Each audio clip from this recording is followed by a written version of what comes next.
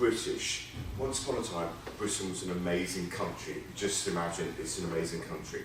And India is full of lots of princely states. It certainly had lots of empires, but a bit like China and ancient China, a bit like Egypt. There have been lots of dynasties in India. They don't always match the map that you imagine of India at the moment. There was the Genghis Khan and the Mongolian horde coming sort of from Mongolia, had a huge empire. They'd conquered Russia, but they'd effectively conquered China, and a branch of the family generations later were going to conquer India as well. But that tended to be North India. There were lots of local princes and locals. And the British were just sort of throwing our weight about. Britain, England in particular, has never really had a great army. We've never been a great army, sort of military power. The German army, the French army, has always been much, much larger than the British army. But Britain, possibly because we're an island, always had great fleets, and it meant whilst Germany or places like Prussia or Russia or France were fighting in Europe with their army, Britain and England used to, with our fleets, send our soldiers abroad, and because Europe was relatively technologically advanced, we did quite well. And in the 18th century, Britain decides to really go for it, and Britain and France effectively, in the middle of the 18th century, hold what is the First World War. It's not called the First World War, it's called the 7 Years' War, because it lasted 7 years. But that was really Britain and America and France fighting over Canada, over the West Indies, over to a certain extent control of the United States, and absolutely for control over India. France had been getting little trading posts in India, places like Pondicherry. The Dutch had already been to India, the British had got trading bases in India, and now this was about expansion and control. And the French, who were certainly fighting for India as well in the game, were allies with the local prince of Bombay, of Calcutta, the local prince of Calcutta. And the local prince had an amazing army, 50,000, and he had war elephants, and the war elephants had amazing trunks, because elephants are really cool, and if you drop your sword, the elephant could pick the sword up, because the trunk is amazing, and it's a magnificent army. And the English army was about 10 times smaller, very, very small. And it started to rain. As it started to rain, the English army said, let's get under cover, let's wrap up our guns, and let's wrap up our gunpowder. We could waterproof it.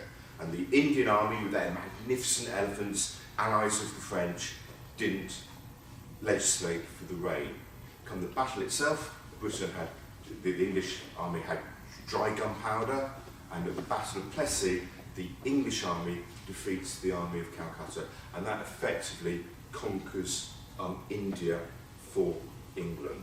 And the English gain control of India, and they gain direct control of some places, and other places the local princes just sort of suck up to the English, and the English let the local prince, in a very subservient way, just get on with it, the local Maharajas. So we conquered India, but the million-dollar question, why did Britain, why did England conquer India? And in truth, it wasn't really planned.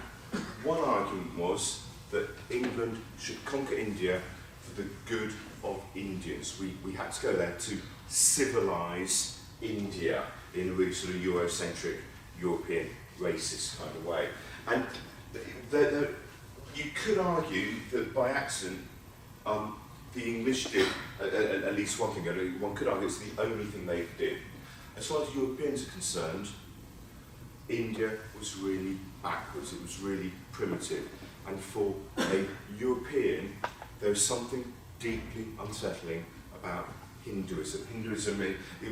Europeans are used to one god religions, obviously Christianity or Judaism, or if not Christianity, Islam.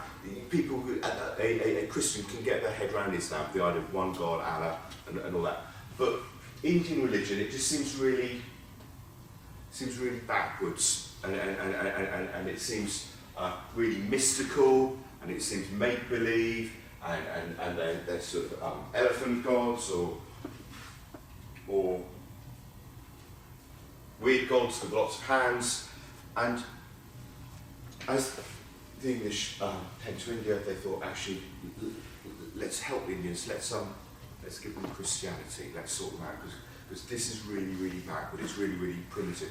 I mean, for one thing, Hinduism is so unbelievably, well, it's certainly old, but it's a really old religion, because obviously if you're a Christian, you believe in the Bible, and if you're a Muslim, you believe in the Quran. Most religions in Europeans' heads have a book from God, and from one God, and you sort of know what religion's about. And Hinduism doesn't really have that. You have lots of different gods and different beliefs, and is it myth, is it legend? And the English were sort of mildly amused by Hinduism, I think it'd be fair to say. They thought, it's certainly not going to get you to heaven, and if the English can give India Christianity, it will help Indians get to heaven. So the British Empire is doing India a favour. But also the English were amused and vaguely interested by Hinduism. I mean, where did it come from? And there were some people who were very, very interested in Hinduism. There are probably two sorts of people who went out from England to run the British Empire in India and other places. One of them is soldiers, and soldiers go out and they go and fight and they go and conquer. What do soldiers do in their downtime? Soldiers tend to get drunk, they play polo, they practice their horsemanship, and they go hunting. Soldiers are quite alpha males. But there was another kind of person who went out to India as part of the sort of British Empire. And they were your civil servants, your government administrators, your tax collectors, your accountants. They went out and they did their job collecting tax. What does a tax collector, though, do on his weekend off? The soldiers are all out hunting on their weekend off, or going to a ball and chatting girls up because soldiers are all out for men. What does your geeky Latin graduate from Oxford, who's got a job as a civil servant, do when he goes out to India? And what he does, he goes, I'll do some research. I will learn Indian language, Hindi or Urdu, because I've learned Greek and Latin, and I can become a linguist. And what you had is you had a whole group of effectively civil servants who all got Greek and Latin degrees, who were just sort of vaguely interested in Hinduism and the past. And what they start to do is they start to do a little bit of research. It affects you on their days off. They'd hear of some statue that someone had found, and they'd go and see if they could translate it or work out where it's from. And the English realise that there is a whole ancient civilization in India, which local people in India have completely forgotten about. Everyone has always known about the Egyptians, because the Egyptians built in big stone pyramids. You can't miss ancient Egypt. And that was fine. In ancient Egypt, lots and lots of sand around, you're going to build in stone. But in the what's called the Indus Valley, there was lots and lots of mud. It wasn't close to mountains, there weren't good sort of building blocks. And the Indus Valley civilization built in mud. And because it built in mud, over time the mud obviously decays. Mud bricks don't last very long, and it had almost been sort of disappeared. But the English realised there was a really, really ancient civilization, the Indus Valley civilization, and they start to find ancient Indian cities. And the cities, for example, Harappa and Mohenjo-Daro, apologies for my pronunciation, Harappa and Mohenjo-Daro are identical. The plans of the streets are identical. So this civilization had civic planning. There are two cities which are on exactly the same structure. They're built like an American city now on grids. Well, that implies there's government control and government planning. And the streets they found didn't have 90-degree sharp corners, but they had rounded corners. Why would you ever have a rounded corner on a street if you've got two streets at parallel? No, that's not parallel. The opposite. What's the opposite of parallel? If you've got two streets like that, why would you ever have a rounded corner on them? What do you use a rounded corner for? It's easier to turn around. It's easier to turn around. Turning what around? Like this. Your answer's right, yeah. You're turning a cart around or something. Okay. In other words, they've got wheeled transport. So you can turn around. Obviously, if you're walking, you can easily turn around. But if it's a cart, if you've got wheels to turn around, the Egyptians and a surprising number, not the Egyptians, a surprising number of people in Latin America, when you talk about the Incas and the Aztecs, and that when the Spanish came, that's about 1500, they didn't have wheels. These guys have wheels thousands of years ago. And when the English discovered these ancient civilizations, they go, actually, that's really odd, isn't it? Because no one's heard about them, even in India. And they've got this weird, freaky religion, as far as we're concerned, Hinduism, and it's been there forever. And it's not, you can't pin it on a book. We don't know where it's from. And there's this weird ancient civilization. I wonder if actually there's a match between the two. I just wonder. For example, in Indian myths, there's a story about when the great gods came to the mountain where the three rivers meet, and at the mountain of the three rivers, there's a great battle. In the past, people just gone, yeah, it's a fairy tale, yeah, it's an old story. But the second they thought, actually, these stories came from someone, they came from a people in northwest India. They said, actually, is it worth looking? Where are there three rivers that all come together? Where is there a mountain? And when they started to try and read the Hindu myths not as a myth and a story, but as perhaps there's a little bit of history in there in the dim and distant past, they started to be able to sort of fill gaps in and realise that it was based on something. In other words, what the British did was they started to link India with its past, and I'd argue that has got value. There's something else the English did sort of culturally, which was, I suspect, quite good for India. No one had ever really thought about how religion works in the whole region of Asia. And no one had ever thought about it because no one had got that global picture, but Britain, as a global empire, had got lots and lots of civil servants all over the place, and they would talk to each other, and they would move jobs. And it's really, really odd. People start to say in Tibet they are Buddhists. They're Buddhists in Tibet. They're also Buddhists in Cambodia, and they're also Buddhists in Sri Lanka. Sri Lanka's a Buddhist country. Cambodia, Thailand's Buddhist, and Tibet's Buddhist. And yet India is Hindu. And it's sort of, why is it there's an arc of Buddhism, and yet Hinduism seems to be at the centre? And the English, again, by doing research and doing a little bit of archaeology, and these sort of civil servants with an Oxford background, started to put it all together. And they discovered the relationship between Buddhism and Hinduism. Hinduism is an unbelievably old religion. It's a religion from the times of the pharaohs in Egypt, much, much, much older than Christianity. And it was the dominant religion. And it became stale, as all religions do. After hundreds and hundreds of years, it had lost touch with whatever it was originally about. And there was a reform movement for Hinduism. And the reform movement was led by Buddha. Buddha came from northern India.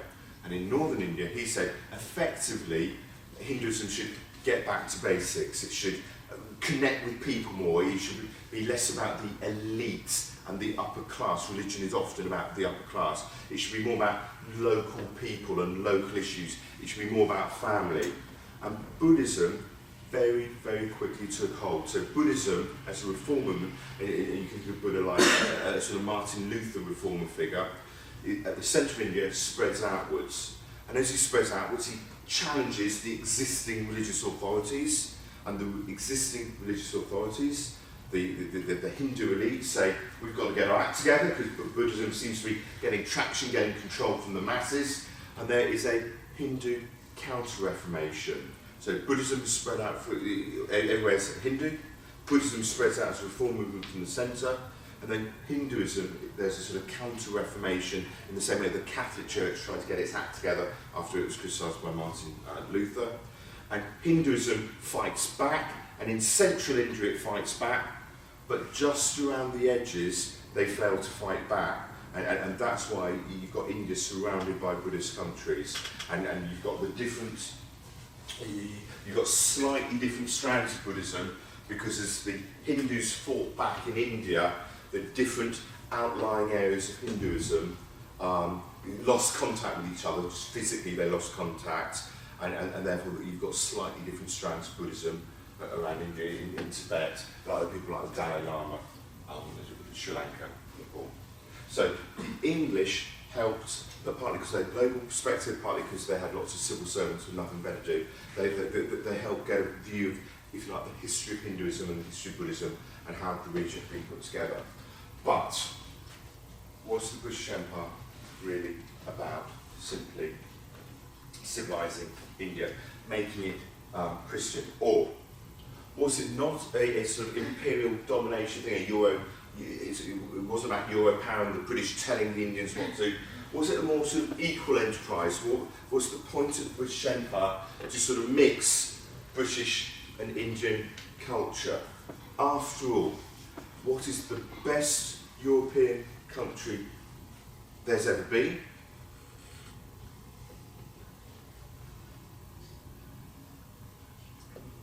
England, thank you. England. What is the best Asian country there has ever been? China. Correct, India. And so what the British Empire was going to do was it was going to take the best of it was going to take the best of Europe, England, in England's head. It was going to take the best of Asia, India, and it was going to merge it together into a single global success story. So there was certainly some English people with a real interest, in a genuine interest, not in a conquering kind of way, but in a sort of intellectual way with India. So that is the Brighton Pavilion, that is that palace in England, on the south coast of England. That's the Brighton Pavilion, built in the 1810s and the 1820s. And fairly obviously, that is built in Indian style. Now, whether you argue that is really Indian style, and you can argue that's just someone seen some pretty domes and they've copied it. Is that really Indian architecture or not, or is it just a copy that just say pastiche? But that's the Brighton Pavilion. That's the Taj Mahal. Oh, that's the. Where's it gone? Taj Mahal. That's in India. Brighton Pavilion. There is some element of the British going out to India, not necessarily to conquer, not necessarily to say you should be Christian, you go so that you can go to heaven.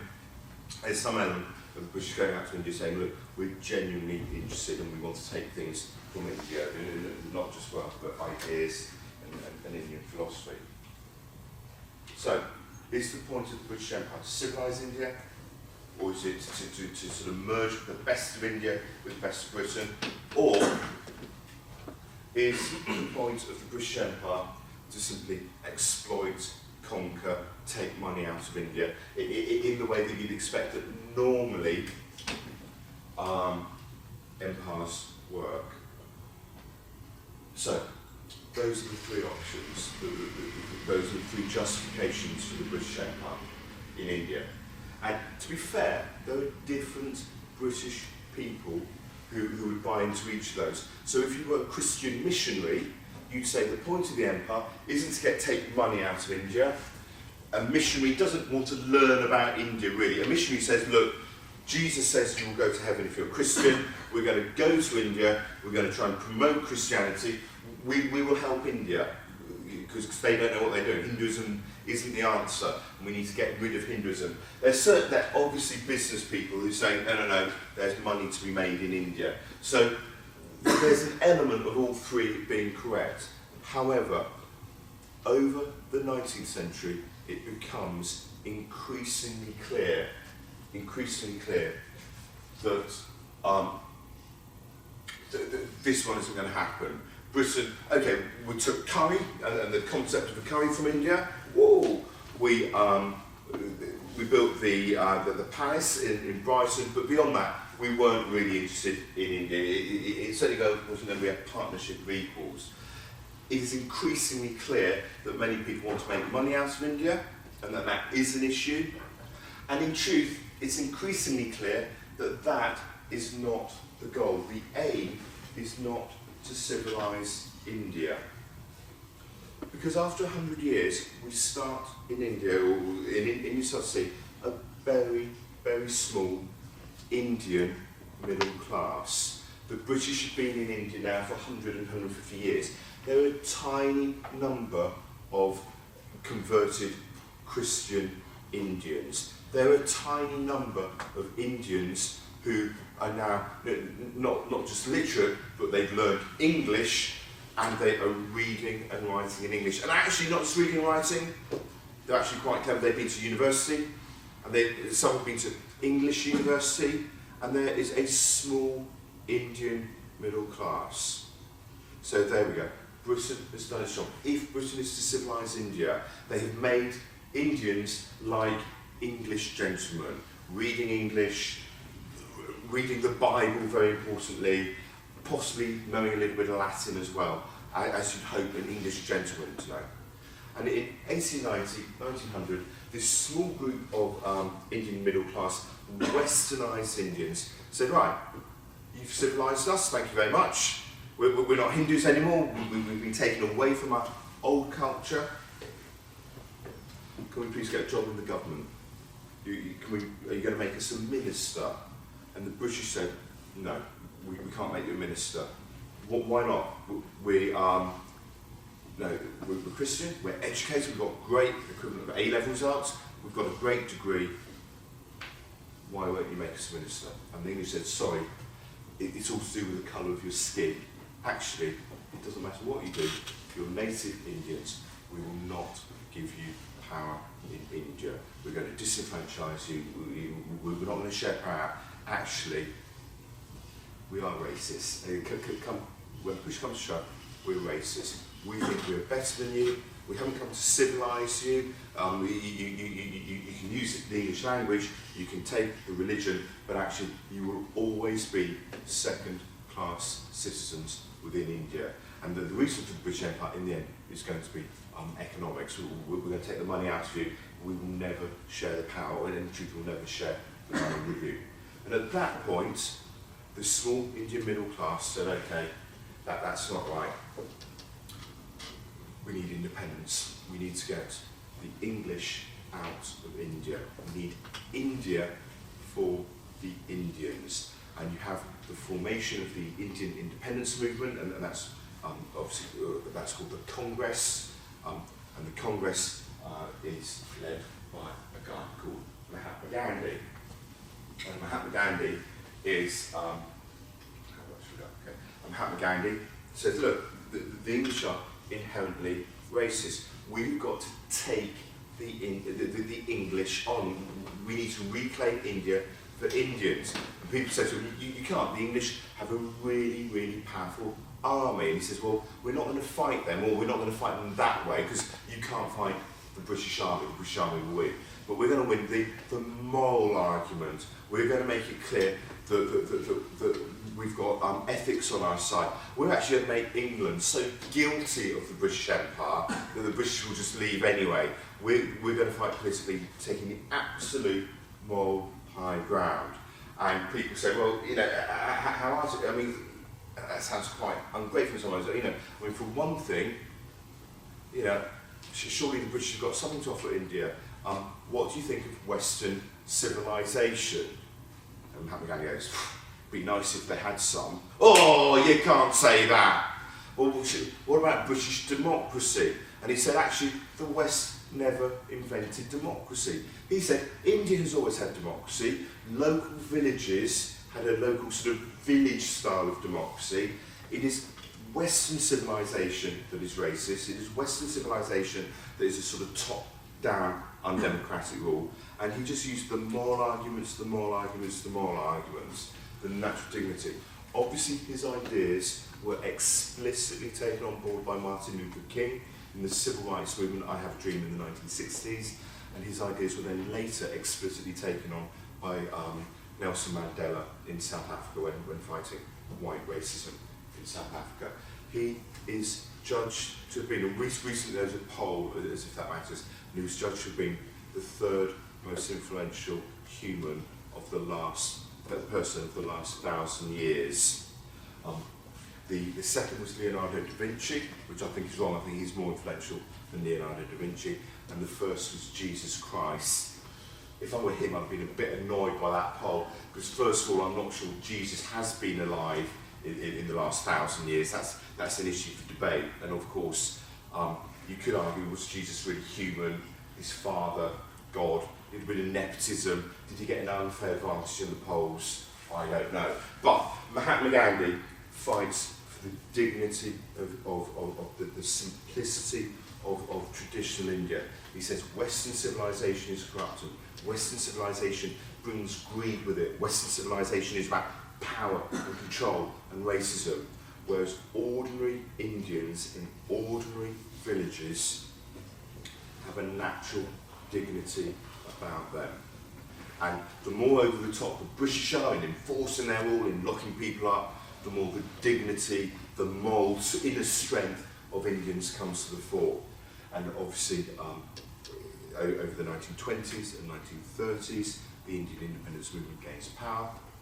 In the Second World War, there's lots of debate within India. Should Indians support Britain and show their loyalty to Britain and hope to be rewarded afterwards by independence? Or should Indians actually not support the British war effort, because actually the British are the enemy as far as the Indians are concerned? In the end, Indians sort of just about go along, or they do go along with the Second World War. At the end of the war, Britain is all fought out.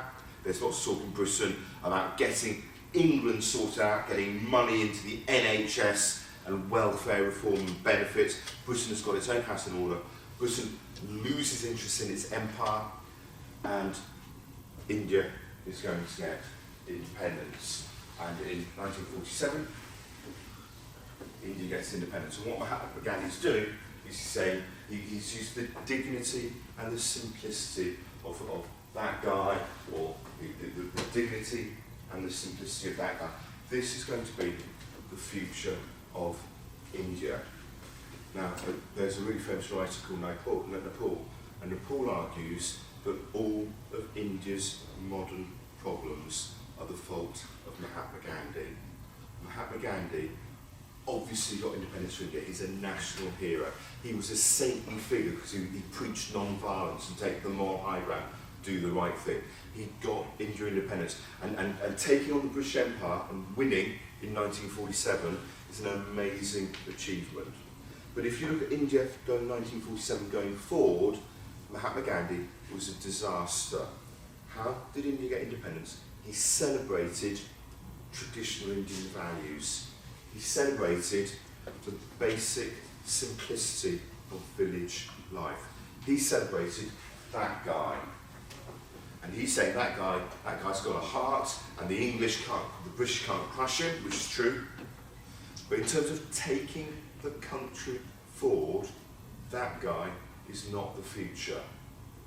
What Nepal argues is Mahatma Gandhi celebrated the poverty, the dirt, the misery and the illness of local traditional village life.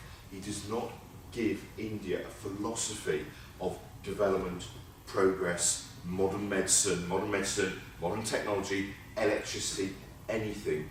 Mahatma Gandhi is all backward looking. He's celebrating poverty. He's celebrating yes, he's anti the corruption of the modern world. He's anti the racism and the exploitation. But he's also anti the modern drugs, the technology, the clean water supplies, the electricity. And Mahatma Gandhi, by celebrating Mahatma Gandhi, they're actually celebrating poverty.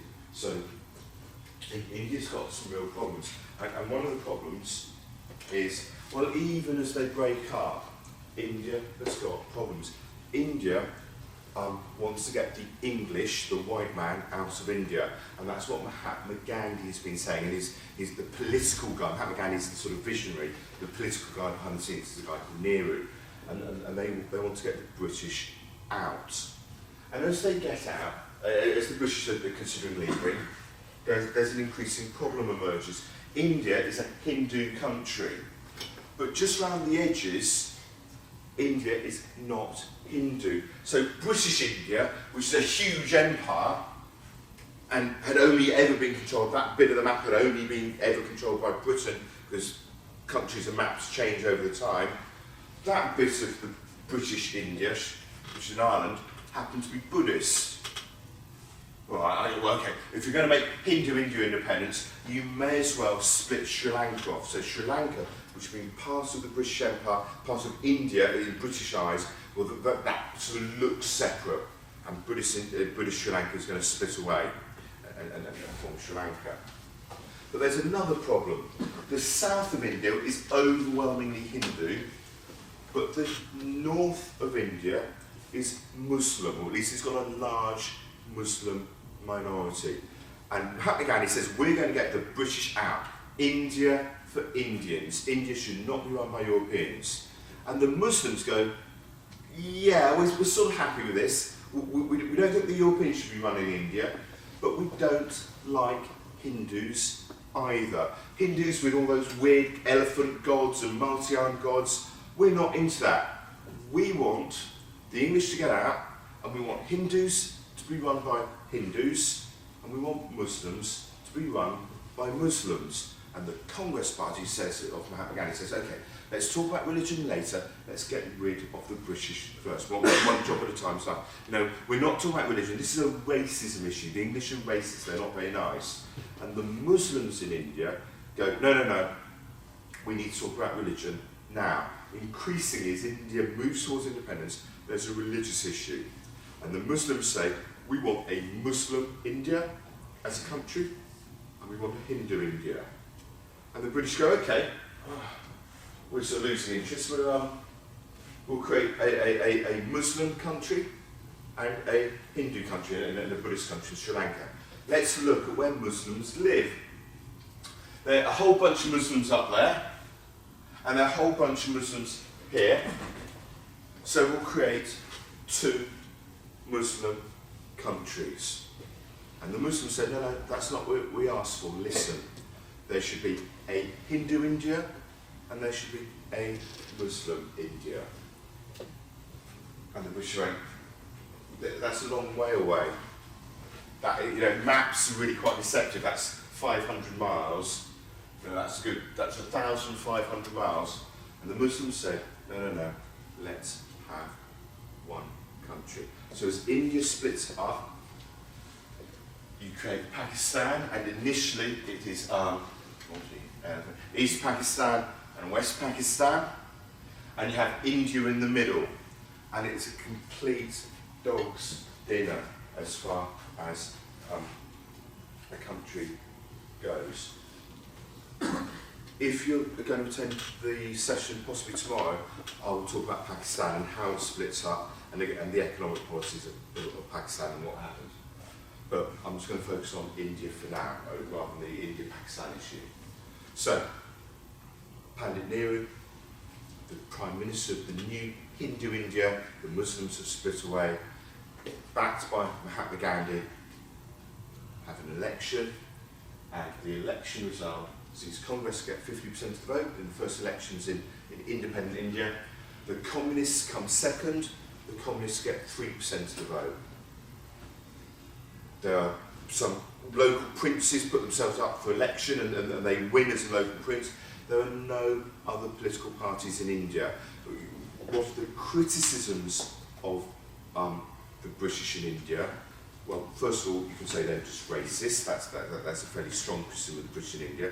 The second problem, even if the British Empire was good, which I'm absolutely not saying it is, but even if they're good, when the British left India, they left India in no position to run as an effective democracy.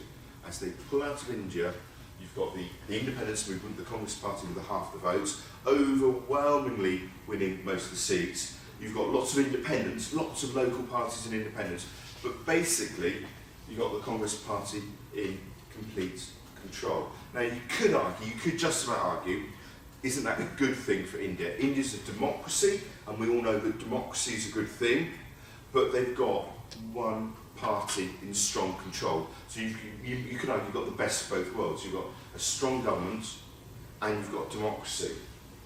So maybe politically it's going to end up okay. Economically, India is a complete mess. What did Britain do for India? The most damning thing you can say about the British Empire in India. There have been lots of economic studies comparing India in 1750, which is when the British took over in India, and India in 1950, which is effectively when the British left. So how did India change between 1750 and 1950? India had some railways, okay, but what happened to average income? Was India richer in 1950 compared to 1750? All the economic studies ever done have suggested that India, as a subcontinent, made absolutely no economic progress between 1750 and 1950. They've done studies of land, or these villages and land and farms, and they've looked at the quantity of food that was being made in 1750, the quantity of food being made in 1950, and there was absolutely no difference at all. What did Britain do for the average Indian? The answer is nothing. That's in 200 years. That is a significant criticism, obviously, of the British Empire. How poor is India and how backward is India in 1950 is really, really unfeasibly backward. They have got the caste system, not the class system, the caste system. The caste system is sort of linked with Hinduism. You were born to your caste. You're born as a priest, you're born as a sort of the businessman class, or caste, or the soldier caste, or if you're the lowest of the low, you are untouchable. What is labour mobility like in India? If you're really, really clever, can you get promoted? No. Jobs are related to your social status. So there's no labour mobility. If you're really, really clever, but you're born to be the toilet cleaning caste, the toilet cleaning job rank in society, that is all you will ever be. If castes mix, there's a risk that you dirty your caste. So, for example, you'd have villages where you'd have two separate wells, drinking wells. There'd be a well for the high social status people and a drinking well for a low status person. Because it would be the worst thing in the world for someone from high status to go to the low social status well, get the bucket up from the well, drink from the bucket, and their lips would touch where possibly someone from a lower social status had touched. There was also concern that if you saw someone of low social status, it would sort of dirty you. So what they had is they had roads between two villages with hedges and trees and walls planted so that the high social status people could go between the two villages without physically seeing someone from low social status. 1950s India, they were double building their roads, they were double building their wells because of the whole issue of social status.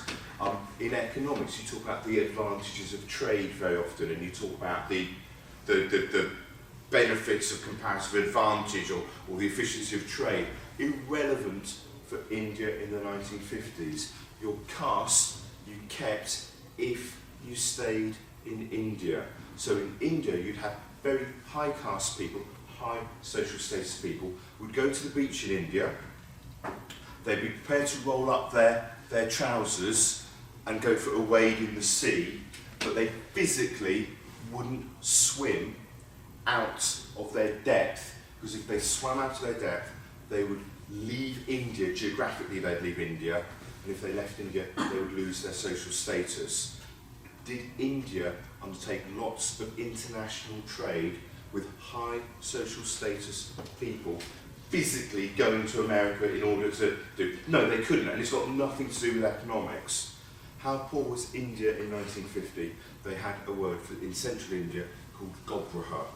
Gobraha is undigested grain picked out of cattle shit.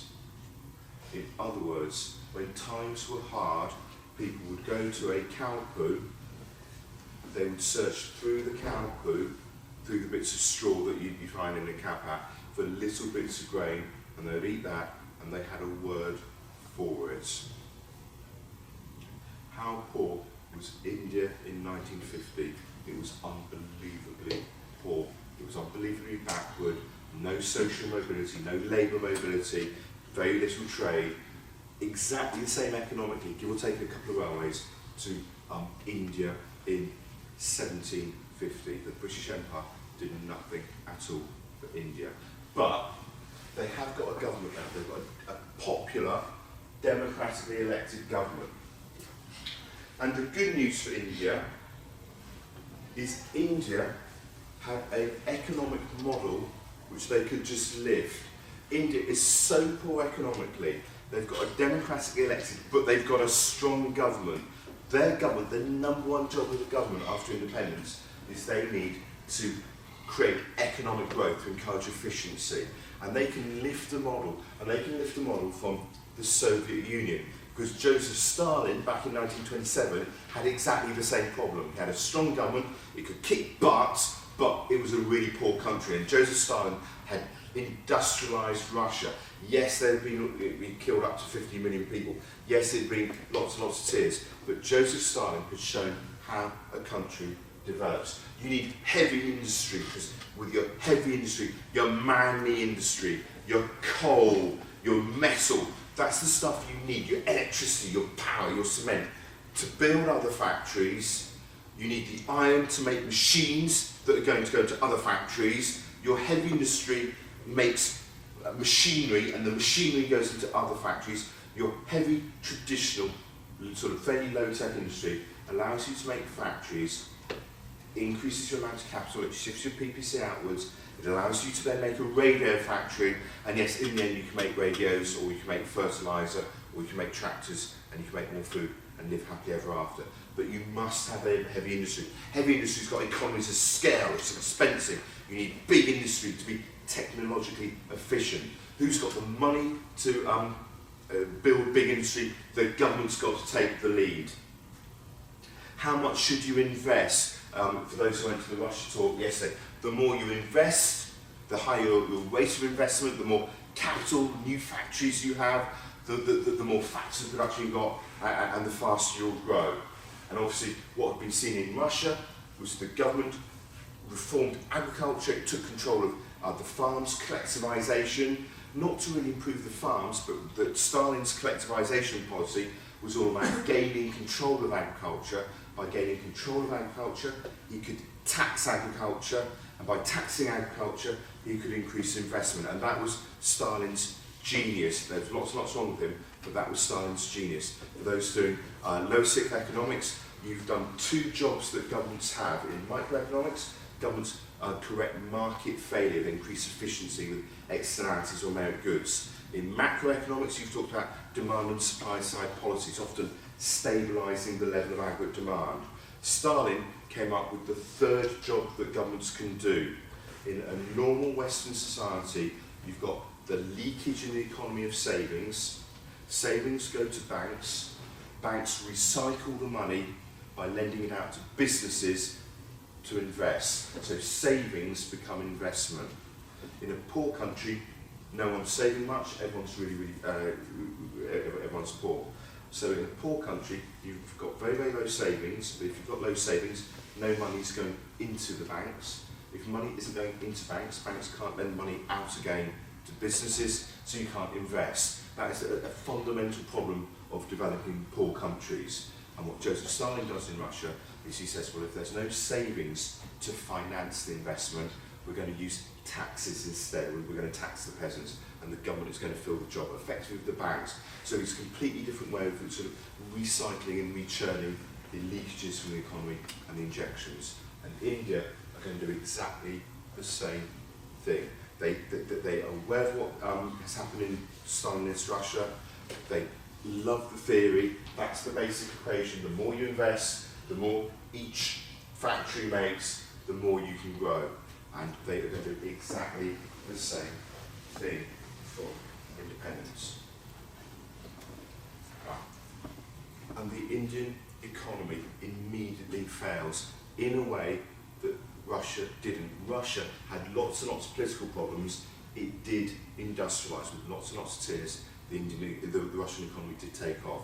India, the economy never takes off. What's their problem? Well, first of all, there's a fundamental problem with democracy. There's a fundamental advantage that Joseph Stalin had in Russia.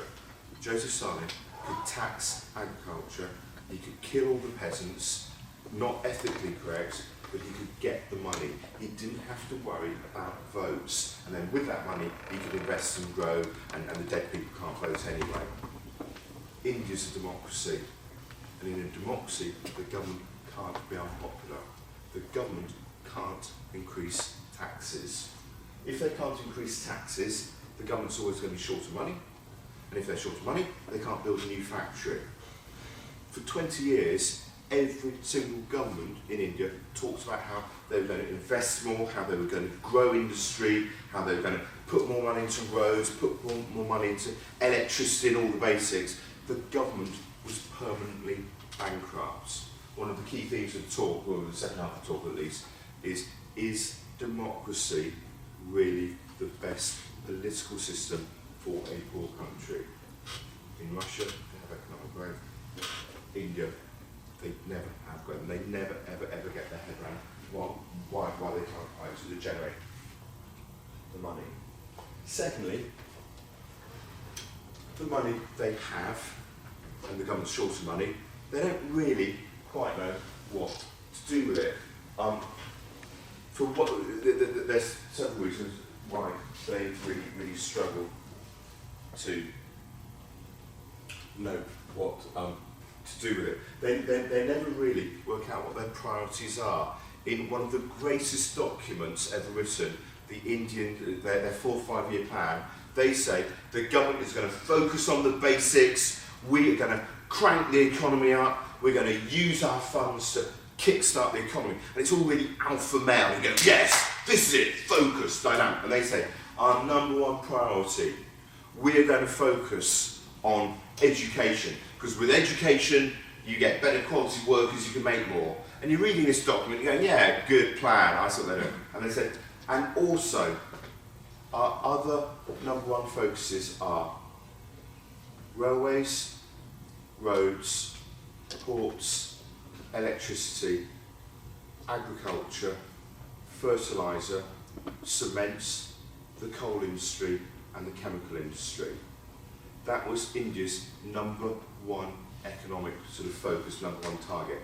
Obviously, that is ridiculous. They haven't got any money anyway because they can't put taxes up. They never really knew where the money went. For each pound, where do you get your most bucks for your cash? For each pound that you spend on buying new machinery, where do you get the most return?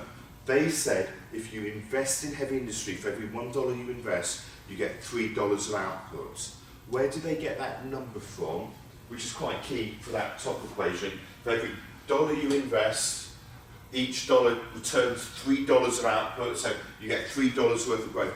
Where do you get that? Where do they get that number from? They had no theoretical research backing that up at all. The government just chose a random number. The more we invest, the more we grow. If we can invest an extra $100, we'll have $300 of growth. It wasn't even an A-level student's essay. They had no idea where they should be investing their money. And their final problem was, their plan was incompetent as well, and their final problem was they were just completely straight down the line corrupt. And corruption, again, meant obviously lots of money they had was lost. Example of Indian corruption. Pandit Nehru was Prime Minister throughout the 1950s. Congress is very, very popular because of the independence movement, because of Mahatma Gandhi. The government's very, very popular. Pandit Nehru dies of natural causes in the early 60s, and his daughter takes over. His daughter is Indira Gandhi. And Indira Gandhi, she's called Gandhi, but she's got nothing to do with Mahatma Gandhi, because she's a lady. She takes the name of her husband. Gandhi's a really common name in India, but she is the daughter of the ex-Prime Minister of India, and she takes over. Indira Gandhi says, we're going to be a great country. Great countries have great industries. You have Germany, look at Germany, great country, Mercedes and BMW. Look at Japan, Toyota. Look at America, Cadillacs and Ford. Great countries need a car industry. India are on the map. We're going to have a car industry. What do you need for a car industry? We need a leading industrialist, someone who's got like a new Ford who's going to really take over the Indian car industry. Who do I know who can take on the Indian car industry? Oh, I know. My son. My son, Sanjay. Sanjay, in his gap year after school, had 1 year working at Rolls-Royce, making some coffee, doing a bit of photocopying. My son has worked at Rolls-Royce. Sanjay Gandhi will become the head of this lead industry in India. Sanjay Gandhi has got some small personality flaws. His small flaws are, he's not very clever, he's a heroin drug addict, and he's mentally unstable. But he takes over the car industry. Sanjay Gandhi. Okay, because at the moment, and this is late 70s India, the only car they make is that car. That car was a British car in the 1950s called the Ambassador, Oxford Ambassador. And India had literally taken the whole factory from Oxford, moved it literally machine by machine over to India, and they're still making that in the 1970s. But they're going to get a modern car. So Sanjay Gandhi, okay, modern car. What do we need? If we're going to have a modern car, we need a car factory. Before we get a car factory, you need land. Who wants to donate land to this high prestige project? Who's going to donate some land, to this project supported by the Prime Minister of India? I will put in a good word with you, with my mother. Lots and lots of people donated land to him to build a car factory on. He actually had so much land, he didn't know what to do with it. He sold most of the land, and he pocketed the money himself. I don't mean give him the land for free. What's the next thing you need to do if you are going to set a car factory? You've now got some land. He decided you need dealerships. He hadn't got any plans for a car yet, but you needed dealerships. And he said, in each city, there's only going to be one car shop selling my cars. You're going to be a local monopoly. You'll be able to get a good price for them. We're going to have a bidding process. Who in Bombay, who in Calcutta wants to sell the cars? So you have a local monopoly, local control. And so people paid him $100,000, $500,000 for the right to sell the cars in Bombay or in Madras or in Calcutta. The money he personally pocketed to fuel his drug habits. As you do. They started to import tractors. They're not quite cars, but they started to import tractors.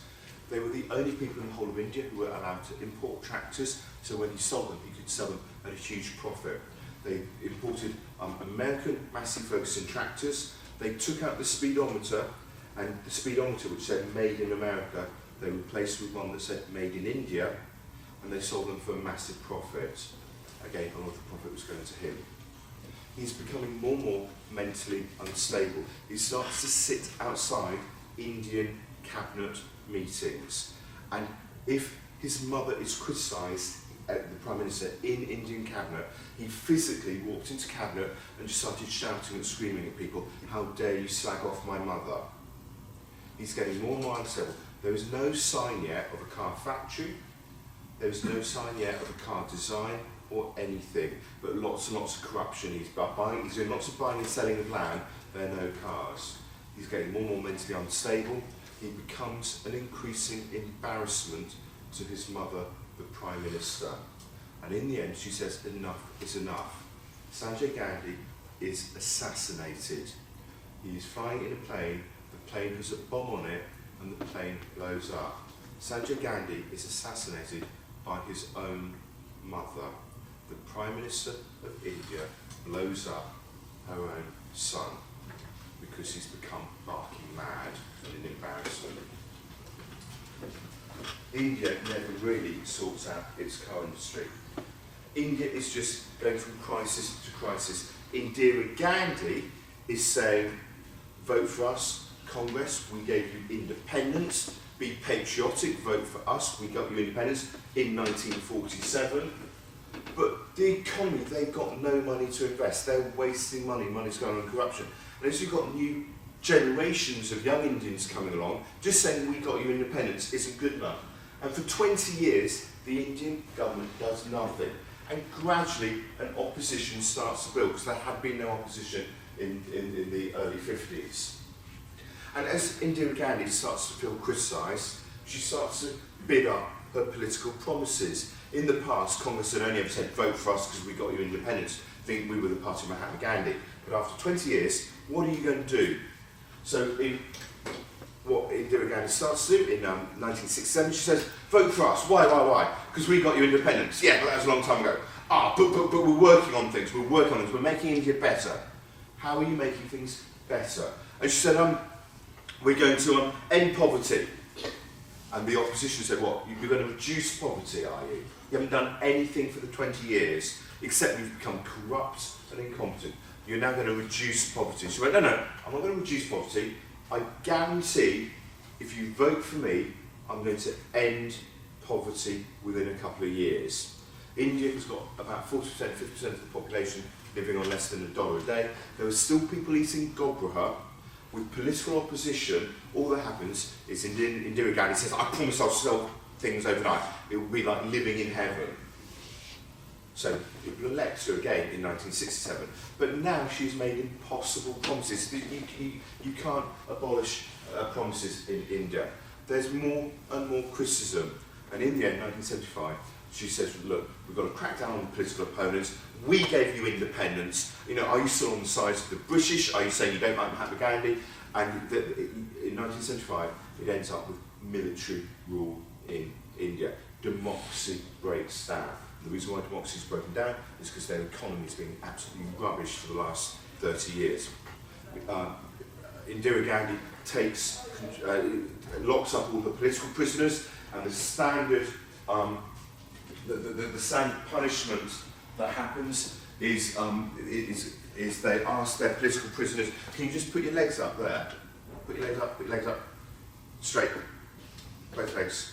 Right. The standard torture that's used in the state of emergency is they get political prisoners to sit down and leaning their legs on another chair, and they get one of their big bamboo sticks, like a truncheon, but a big bamboo stick, and they put a bamboo stick across the guy's legs, and they've got the two fattest policemen in the police cell to sit on either side of the bamboo stick, and then they would just shuffle up and down the person's legs. And as they shuffled up and down, they rolled the bamboo stick with weight on it up and down people's legs. Thank you very much.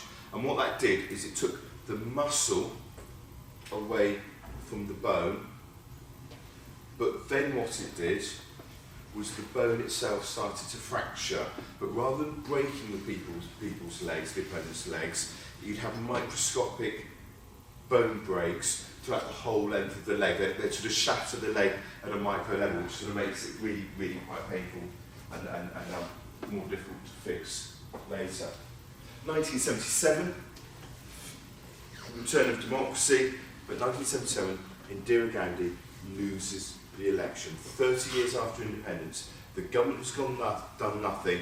All they've said is, remember us, we were talking about basic dignity of India, India for Indians, but they never sorted the economy out. And they never had a mechanism for sorting the economy out, because they couldn't tax people, so the government had no money, and they didn't know what they should be spending the money on. And 1977, finally, opposition take control in India. But it's a pretty loose opposition, they don't know quite what they're doing. And the opposition doesn't work. And Congress and Indira Gandhi return to power in the early 80s. So, in some ways, that is almost the end of the story of modern India. 1947, they've got such a strong government. Yes, it's democratic, but there's so much warmth and love for the Congress Party, the independence movement. Pandit Nehru and Mahatma Gandhi could have done anything they wanted. They've got a strong government. And it was so obvious what they had to do. They had to modernise India. They had overwhelming government support. They had credibility. And because the economic policies failed, because people stayed poor, that increasingly put a question mark over the political legitimacy, the political credibility of the Congress Party.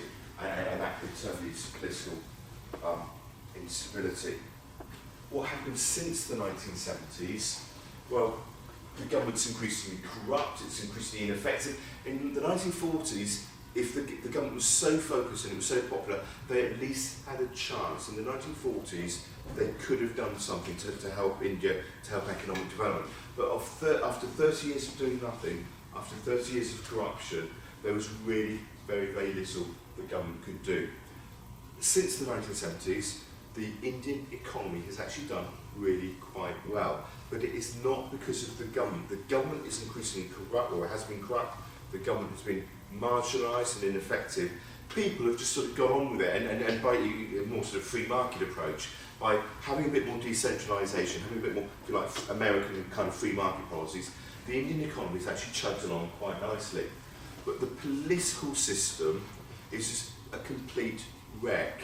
And it's sort of separate from society. There's a really trendy idea at the moment, not about our government's dictatorships controlling the people, not about democracy, do the people control the government, but in some countries you almost have a complete separation of the government and society. The society does its own thing, nobody pays any tax in India, people sort themselves out, the government is so incompetent it doesn't collect much tax, but they don't spend much money either, and you've got this government sort of sitting separately from the people. Indira Gandhi makes a comeback in the early 80s. She gets assassinated because of religious issues in the north of India by Sikhs. Her son, Indira Gandhi's son, is due to take over. Her son was Sanjay Gandhi, but she had herself already assassinated Sanjay Gandhi. So her other son takes over. Her other son is called Rajiv Gandhi. Rajiv was a lovely guy. He was an airline pilot. He got a phone call one day, sorry mate, your brother's just been assassinated by your mother. Okay. Got another telephone call a few years later, sorry, now your mother's been assassinated. Can you take over India? Rajiv Gandhi, okay, I'll take over. It's not a great gig, I'll take over. He's quite a nice guy. He gets assassinated in 1989. So there's now two generations of Gandhis. Pandit Nehru is the original leader of India, his daughter is Indira Gandhi, and then her sons were Sanjay and Rajiv. And there's been two generations of the family who've been completely wiped out by political assassinations. Congress is running out of leaders, and finally, it's not just you've got small opposition parties growing, but finally parties are coming together to form a proper anti-Congress opposition. And the anti-Congress opposition is called the BJP. And the BJP is a Hindu party. Congress had always been India for Indians, and then we want economic development, we want to help the poor. They never had played the religious card. The Muslims had talked about religion a lot when they wanted to separate from India, but in India, religion had never been a part of in politics in the 1950s and 60s under the independence movement, the Congress Party. But the BJP, Hindu fundamentalists, pro-rich, much more free market, and nationalists. You often hear, obviously, in the newspapers at the moment about IS, Islamic fundamentalism, obviously a big issue in the world. You hear about Christian fundamentalism, particularly in America, the sort of far right, the Christian right in America. There are Christian fundamentalists, there are Muslim fundamentalists in the world. India has had a growth of Hindu fundamentalists. So it's not just India for Indians, as their mantras they're called. They say India for Hindus. They want a Hindu India, a Hindu nation of India. And that obviously has implications for the minorities that are still there in India. So, you have the most bizarre, the most amazing family in, I think, anywhere in the world in politics. Obviously, you've got Hillary Clinton now running for president in America. Her husband was previously the president. That's quite weird. You've had several Bushes running for president in India, sometimes being elected. There's a dynasty. But India, for the world's largest democracy by far, they've got the most amazing political family. Nehru, the first Prime Minister of India, he dies of natural causes. His daughter takes over after a couple of year gaps, and his daughter is in power for the late 60s, for much of the 70s, calls the state of emergency because she doesn't like being criticised, loses an election briefly, is out of power, comes back in 1980, she is assassinated. Sanjay Gandhi, killed in an air crash, assassinated by his own mother. His brother, young brother Rajiv Gandhi, assassinated in 1989, also by religious fundamentalists. Right, so what happens next? There's a growing opposition. Well, who's the next leader of the Congress Party? Rajiv's wife is Sonia. People say, Sonia, do you want to become our new leader? Well, first of all, she's Italian. Her nationality is Italian. She was an ex-airline hostess, a perfectly nice lady, but she's not coming from a political family. And she's going, my husband's just been assassinated, his brother assassinated, my mother-in-law assassinated. No, thank you. Perhaps I'll be head of the party, but I'm not going to be prime minister. I'll be like the chairman of the party, but I don't want power. I want a longer life expectancy. So Congress has really sort of run out of leaders, and finally the BJP is looking more and more credible. In 2004, Rajiv's son, the son of Rahul, who is the son of the former Prime Minister, the grandson of the former Prime Minister, and the great-grandson of the founder of modern India, becomes elected as an MP.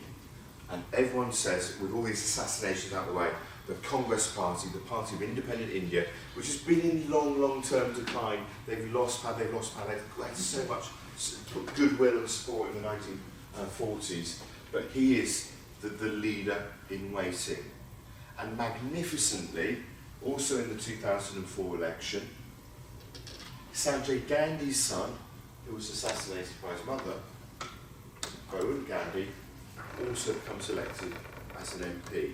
But he gets elected for the BJP, the opposition party. In 2004, you got the two wings of the Gandhi party, but both of whom had their leaders assassinated. Both of them get into parliament. They're sort of 23, 24-year-olds, and both the BJP and the Congress Party are likely to have people whose great-grandfather was the founder of modern India, and their grandmother was the mother as well. In other words, India, even as the opposition party grows, so you've got a right-wing party now effectively and a left-wing party, both parties are led by now cousins. They absolutely hate each other's guts, obviously. They hate each other's guts. He became Prime Minister because he was assassinated by his mother. And they absolutely loathe each other. But that is how India was. Up until 2004. Up to 2004, it's just economic rubbish, economic decline, and you have this increasingly ossified, corrupt Congress Party. They got India independence, but partly because of the problem with Mahatma Gandhi, they never really knew what to do with independence. And over the generations, all the goodwill goes, and you've got this increasingly sort of ineffective political system. In 2004, for reasons nobody quite understands, the Congress Party made an amazing comeback. One of the most shocking results, more shocking than the election result like a couple of months ago in the UK. The Congress Party, all their leaders have been assassinated, and a guy called Dr. Singh comes along, and the Congress Party has a proper, fantastic election result. They're the left-wing party, they're standing up to the Conservative opposition, the BJP, the Hindu fundamentalist opposition who's been going for. And out of the blue, the Congress Party, it's almost as if the Congress Party has one last hurrah. This is the old legacy that's still coming from independent India, from Mahatma Gandhi back in the 1940s, and his party has one last shot at power. They're supported by the Communist Party. Obviously communism is in decline in the world. Obviously China's still communist in name. Obviously Russia's no longer communist. Obviously Central Europe is no longer communist. 2004, the communists do amazingly well in Indian elections, and the communists, more people in the whole world vote communist in 2004 than have ever voted communist before in a free election. The communists give the Communist Party a real kick. And to be fair, in the last 10 years, Dr. Singh did a great job for the old Congress Party. He's the first Congress leader who's done a great job. Average income's doubled. That's an amazing achievement in itself. Surely he deserves lots of credit for that.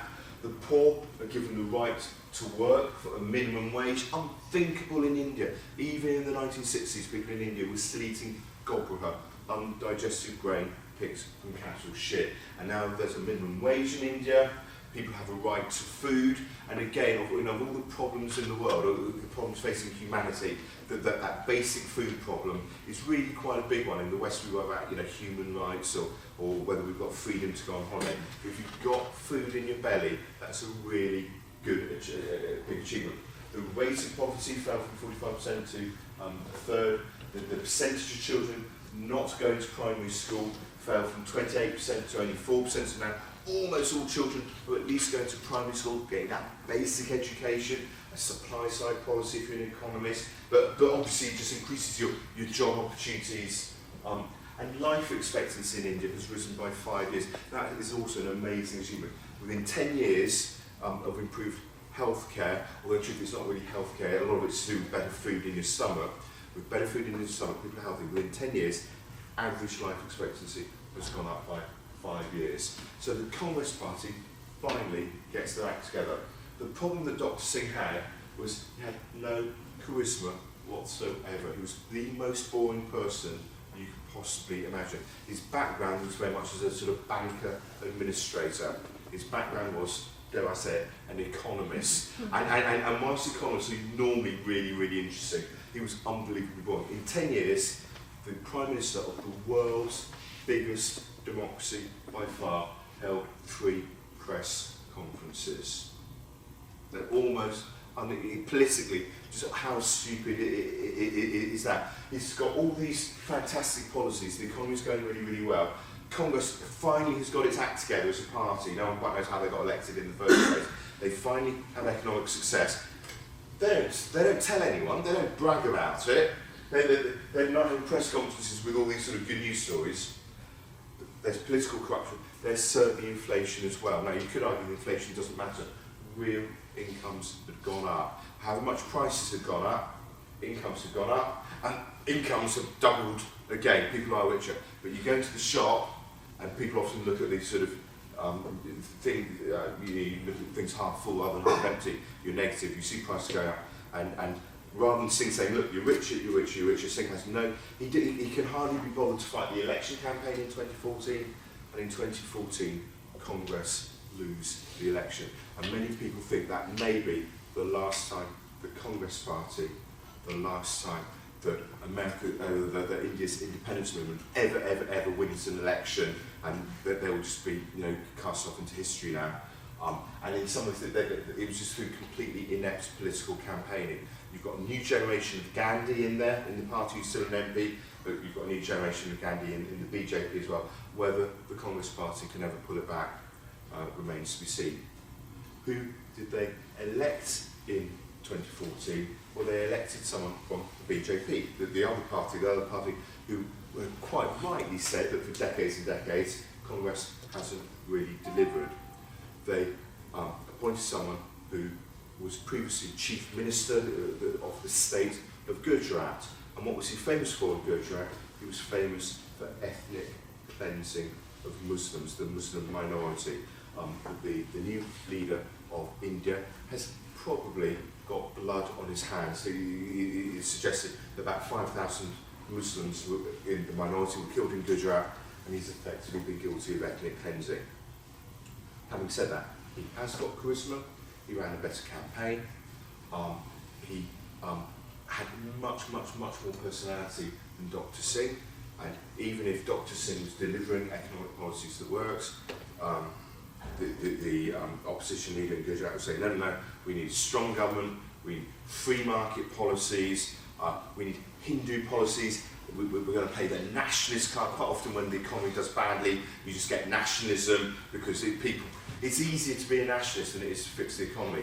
So he talks about a Hindu vista, a Hindu empire, a Hindu nation for India, and India for the last year has been run by a sort of Hindu fundamentalist, a Hindu extremist party, pro-business, and it's very unclear how India will emerge. What is the most... No, I'll say that for next time. So that is basically a history of modern India. India remains, in many ways, although it's done quite well in the last decade, unbelievably poor. And in some ways, it's the best case study I know of where the economic policies and the political stability, democracy and political stability, go absolutely hand in hand. In 1947, India had a democracy, which should be a good thing, and they had a party that was overwhelmingly popular. That should be politically the best of both worlds. A strong but stable democracy. If you're just a politics student, that's a great place to be.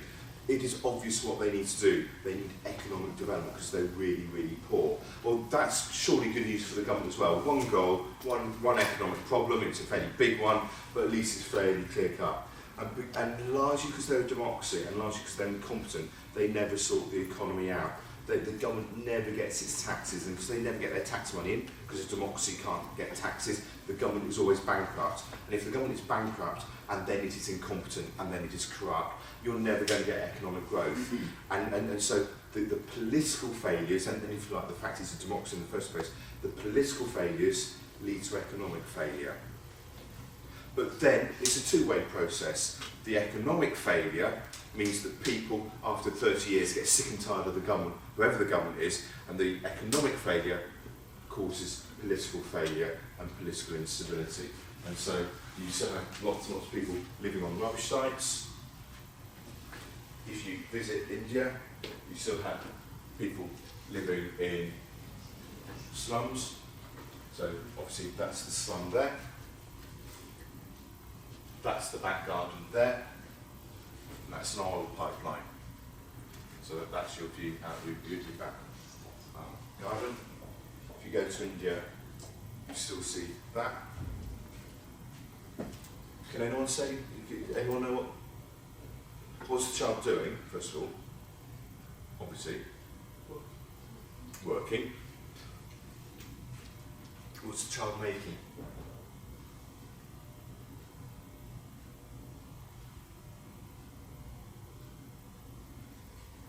What are they actually doing?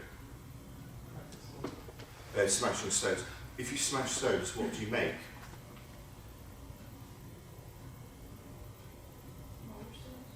Correct, yeah, small stones.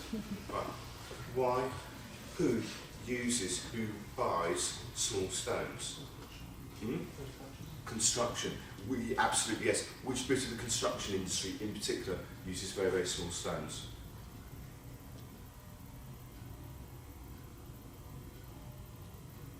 It's not buildings. Gardens. What? Gardens. No? No. No. Tarmac. They're making roads. So if you go along a street in India, or some roads in India, what you'll see is big, beefy men, sort of, with a big rock, smacking a big rock with a big hammer, and that creates medium-sized rocks. And then women are standing a little bit down the road, and they're smacking rocks, and they're making a rock that big. And then you've got a child who's got 6, 5, 4, have literally smacking to make little pebbles. They're making the pebbles by hand. They're making the pebbles by hand. It's proper bit, and the government just hasn't been able to do up to now anything about it. So in summary, first bit of the talk, what was the point of the British Empire? Was it about civilising India? Was it about cultural exchange? Was it about saving souls, Christianity? Or was it economic exploitation? The answer in the end, although people didn't know it to start with, was it was largely about economic exploitation. There is no doubt the British Empire was racist. There was nothing native Indians could do to avoid the racism, to avoid the colour of their skin. When they converted to Christianity, when they got a British education, the British still treated them like second-class citizens, which obviously gave rise to the independence movements. What did the British do for India? There was a little bit of cultural research, and there was no doubt the British learned about Hinduism and Buddhism, and they learned some things that hadn't been known before, and they investigated Hindu myths in a way that they hadn't been investigated before. But in terms of the bread and butter, in terms of the economy, the British effectively did nothing, absolutely nothing, for India. Okay. There's an issue of how countries define themselves. The Indian independence movement celebrated the simplicity of village life. That was part of their national identity. The honesty, the dignity of uneducated hard work. We Indians, we know our karma. We know how to suffer. That is what Mahatma Gandhi's nationalism was. We know how to suffer. Now, as a national identity fighting the British to get the British out of India, that's fine. As a national identity in terms of moving India on and economic progress, Mahatma Gandhi, one could argue, holds them back. Right, key thing, democracy politically is a lovely idea, but many people would argue democratic systems really struggle to do well economically. Almost always you have economic development first, democracy comes later. So Britain has the Industrial Revolution. After the Industrial Revolution, we give people the vote. We give women the vote in the 1920s. Next country to industrialise, America. America industrialises, America gets big cities. After America sorts its economy out, after that, it ends slavery. If you listen to an American today, they will argue democracy and economic success go hand in hand. You need democracy for the economic success. But it is really difficult to find a country where the economy isn't sorted out before the democracy. And in no sense wanting to criticise China or Hong Kong even at the moment, but China and Hong Kong are doing very, very well at the moment. Economically, they are not doing that because they are democracies in the Western sense of the world. So democracy and economic success, or democracy and the free market even, do not go hand in hand. And that is a fundamental lie that you tend to assume and see in papers all the time. Democracy and economic success do not go hand in hand. And for India in particular, democracy held back economic success. And finally, you've got this playoff in general between economic and political success. If you've got democracy, that leads to economic limitations. You can't really get any taxes, you don't get any money. And if the economy's bad, it leads to the political problems as well. Economics and politics interplay the whole time.